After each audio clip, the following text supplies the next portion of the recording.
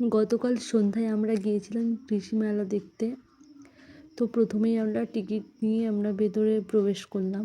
আর তো যারা শ্যামপুরে থাকো, এখানে তো প্রত্যেক বছর কৃষি মেলা হয়। আমি ছোটোবেলা থেকে এখানে আসছি। ঢুকেই আমি প্রথমে এই গাছটাকে দেখে একদম দাঁড়িয়ে গিয়েছি অবাক হয়ে, যে একদম ছোট্ট ছোট্ট কমলা লেবু।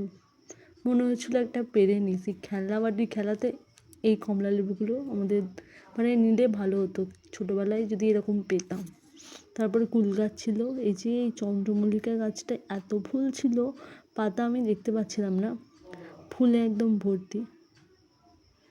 তারপর দেখো এই যে এই গাছটাও সেম চন্দ্রমল্লিকায় মনে হচ্ছে, একদম ফুলে ভর্তি। গাছটা তো দেখতে দারুণ লাগছিল, কালারটাও সুন্দর। বাট এটা যদি একবার সাদা কালার হতো কেমন লাগতো, মানে এত ভালো লাগতো না। তারপরে এই যে এখানে সবজি আছে। এখানে আমার সবজি দেখে মনে হচ্ছিল কিছু কিছু ভালো ছিল, কিছু কিছু মোটামুটি। প্রথমত এই সাদা ফুলকপিগুলো থেকে আমি বাজারের ফুলকপিগুলো ভালো দেখেছি। আর সবথেকে পছন্দের জায়গা হচ্ছে ফুল গাছ।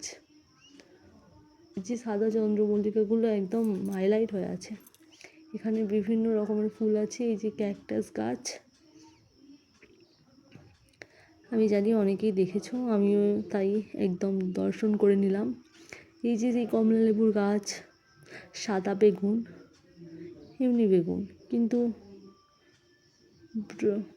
এগুলো ফুটে গিয়েছে। আমি মনে করি এখানে ঠিক আছে, বাট ওই আমড়া গাছটায় প্রচুর আমড়া হয়ে আছে। এই গাছে কীভাবে আমরা ধরিয়েছি জানি না, কিন্তু দেখতে ভালো লাগছিল। সাদা বেগুনটা ভালো লাগছে, বাট আমাদের তারপরে গিয়েছিলাম আঁকায়, যে বিরাট কোহলি এত সুন্দর এই পেন্টিংগুলো যে করেছে না, একদম অরিজিনালকেও হার মানিয়ে দেবে, এত সুন্দর। তারপরে আমরা ফটোগুলো দেখতে দেখতে চলে গিয়েছিলাম অন্য জায়গায়, যেখানে এই যে এই ফটো কাউন্টারের প্রত্যেকটা ফটো দারুণ ছিল, হাতে আঁকা একদম।